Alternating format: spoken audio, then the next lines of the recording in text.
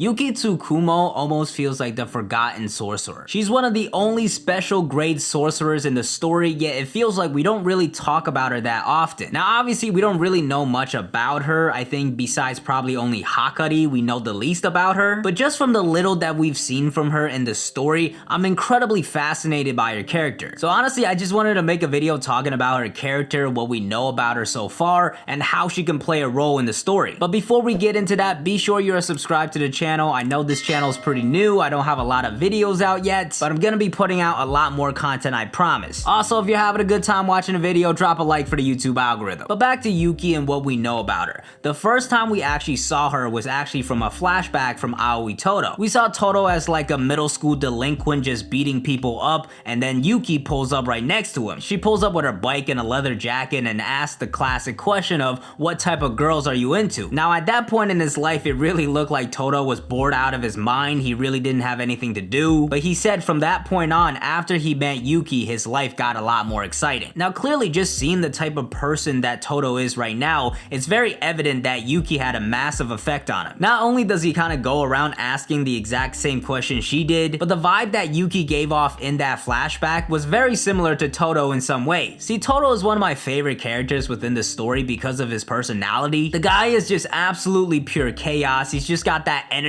leaking off of him, but yeah, he thrives in those chaotic, dangerous situations, and he absolutely loves fighting. So when you see him in action, he definitely has like this psychotic meathead mentality, but at the same time, he is so unapologetically himself. He stands over this one female idol and is always going to her meet and greets and stuff, and the man's very open about it, and you gotta respect that. But besides that, he really balances out his crazy chaotic energy with this incredibly analytical side to him. And of course, we see that a lot with his relationship with Yuji. With Yuji, he plays that senpai mentor role really well. I would go as far to say that Yuji would not be where he is and how strong he is without Todo. The way that Todo really pushed Yuji and brings the best out of him and taught him so many different things, contrasted with how strong he is and how crazy he is when he starts fighting, really made me fall in love with his character, and I do believe a lot of that came from his relationship with Yuki. I feel like Yuki is pretty wild as well, and maybe in her heyday she was more Todo-like. At the same time, Yuki was also the person that really introduced the Jujutsu world to Todo. So for sure, I feel like she was in that teacher role for Todo as well. I absolutely would love to see a flashback of these two just like working together and Todo learning from Yuki. But yeah, just based off of that relationship of Todo and Yuki, it made me really fascinated in her character. But her character became much more fascinating and layered once we saw her in the Gojo flashback. This is when she meets Geto and they have a really deep conversation about how the Jujutsu world is working, and what we see from her in that scene completely contrasts like the vibe that she gave off initially. But it kind of builds up to that because when she first meets Geto, she still asks him like what type of girls he's into, and this is the point where we really find out who she is and how she's a special grade sorcerer. And although it's a really brief exchange, I do feel like we get a lot of information on what type of person Yuki is. First off, even though she's a special grade, Geto doesn't even recognize her. And of course, she goes on to explain she has the reputation of being a special grade that's just bumming around overseas. So once again, with her character, you kind of have this contrast of this person that is not taking on any missions, but at the same time is a special grade sorcerer. And that really cannot be overlooked because special grade, that is like the pinnacle of the sorcery world. So for her to reach that level means her power is fully recognized. Like think about even the promotion to grade 1 and how difficult it is to get to that level. You have to get like recommendations, then go on a mission, and then go on a solo mission. So for somebody to reach special grade, they must be really strong. And that's for sure part of the reason why I think Yuki will play a major role in the story later. But let's get to the really interesting stuff about what she's talking about with Geto, because here's really where we find out what she's been up to and what her goals are. See, the main reason she really hasn't been taking on missions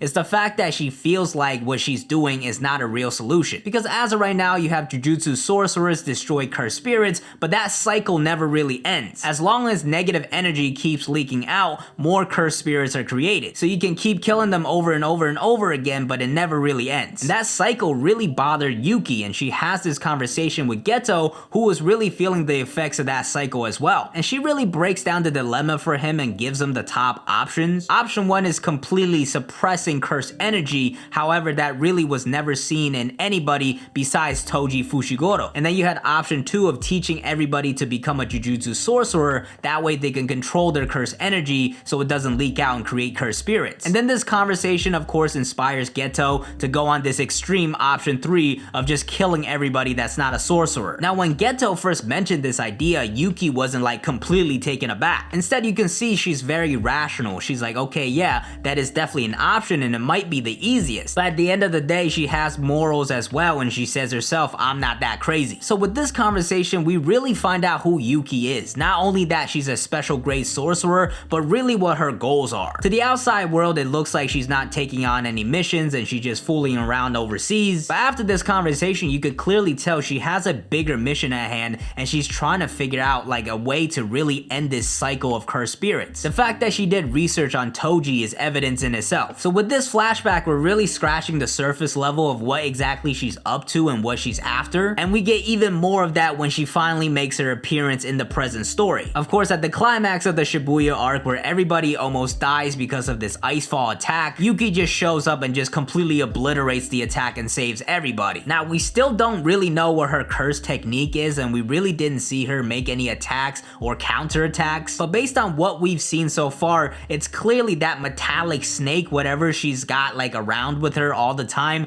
that's definitely got something to do with her powers. But yeah, as far as her powers go, we definitely should not be sleeping on her, and I'm very excited to see when she actually gets serious. So yeah, when she shows up in Shibuya, we really only get a glimpse of her power, but we get a lot more in terms of what her goals are and how she's advanced towards them. This conversation about what to do with cursed energy comes back with her and Geto being in front of each other, and it looks like now Yuki has found her answer, and that is to break away from cursed energy. Now of course on the other side is not really Geto, it's actually the brain, and he's talking about his plans, and then later on he uses Mahito's powers and all that. We could break that down in another video. But as far as Yuki goes, not only does it feel like she's found an answer for herself now, but we also get some information on like what exactly she's been up to, because as she's talking to the brain, she's revealing information about how Tengen's barrier works, and how because of Tengen's barrier, by optimizing cursed energy, only the people within Japan will be able to become sorcerers through that. And obviously the rest of the world is not going to be happy about that, and she specifically mentions how the US and the Middle East would counteract. Now this information I feel like confirms what we thought she was up to during the flashback. Clearly she hasn't just been bumming around overseas, she's been traveling abroad to see what other situations are like. She even mentions how the rest of the world doesn't have as many cursed spirits. Yet at the same time, she still came to the rescue in Japan, and she even knew information about Mahito, so clearly she was still keeping tabs on what was happening in Japan. So to me, although Yuki has been absent for most of the story, she's definitely doing a lot in the background, and I do feel like once we get towards the end of the story, she's gonna play a major role. Now what exactly is her role gonna be? Well, I actually think it might have to do with how the story ends, because as of right now, it looks like Yuki has figured out a solution of how to stop this endless cycle of killing cursed spirits. See, ever since the Gojo flashback when we learn about how Geto became evil, the big question and dilemma and the issue that we really need to solve is how exactly do we stop this endless cycle of killing cursed spirits that just keep regenerating. And right now it looks like Yuki's answer is to break away from cursed energy. Now this is interesting because the first time she kind of mentioned an idea like this, it was more so suppressing cursed energy like Toji. So this time she's specifically saying break away. So I do wonder if she found another solution to just purge cursed energy from everybody. Maybe it's not like one move that does it all, but it could be something that really diminishes cursed energy, and then over time it kind of just slowly dies out. And I think the obvious thing that this ties to is whatever Master Tengen's powers are, because as Yuki mentioned, overseas there actually aren't that many cursed spirits. So it feels like to me whatever Tengen's barriers are doing, and it's kind of complicated to be honest, whatever those powers are is probably actually enhancing cursed energy and hurting the overall cause. And the mystery behind Master Tengen and the plasma vessel and all that kind of stuff was another major thing in the Gojo flashback. I think when it gets close to the story ending, the Tengen stuff is gonna be really critical, and I do think Yuki is gonna play a big role in resolving those issues, because as of right now we don't know how strong she is. She might be the strongest sorcerer. You can argue Hakari and Okotsu, but Yuki is also a special grade. And of course Geto's dead and Gojo's sealed, so she's definitely one of the strongest. But it doesn't even matter that she's not the strongest.